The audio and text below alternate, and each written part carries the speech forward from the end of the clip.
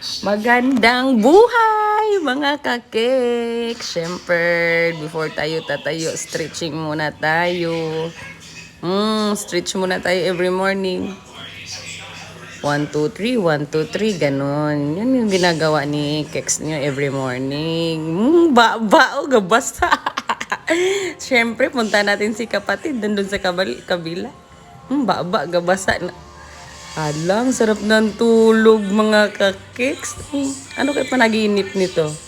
Hello, Mimi!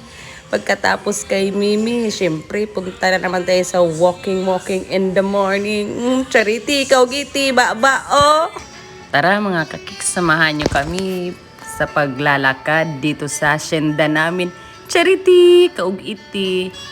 Tingnan nyo lang dyan mga kakeks. Sorry po, natatawa lang. Ayun, sinaatit si kuya.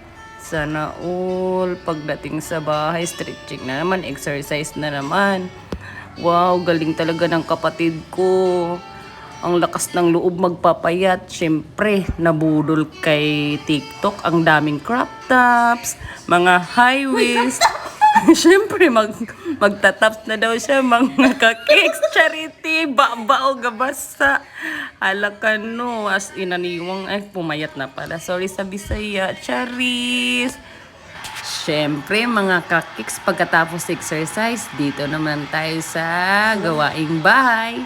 Ang pagluluto ng almusal, siyempre si kapatid naglilinis. Ay, pasensya pala sa alikabok. Ang alikabok, di pa kasi tapos yung bahay namin. Cheris, ba-bao, gabasa. Pagpasensya nyo na yan si kapatid, mga kakiks, baliktad kasi yan eh. Inuna yung pagwalis, kaya malikabok. Hi, dito naman tayo kay Mr. Pullman. Cheris, ba-bao, gabasa, agoy. Naghanap pala si kuya ng ng alalay. Siyempre siya lang mag-isa. Tinulungan muna ni Keks nyo. Ayun, bumalik sa kusina si Keks kasi may niluluto. Pagpasensya nyo na yung Keks nyo dyan kung saan na nagpupunta. Kasi maraming gawain yan yung Keks nyo. Keks lang yan. Kiang-kiang yan. Kaya naging Keks. Kasi may ugat nga na naipit. Cherries, ba-bao, gabasa. Diyan na naman tayo sa paghanda ng mangga. Sarap.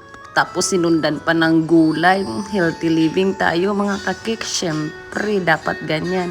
At ito na naman yung resulta natin.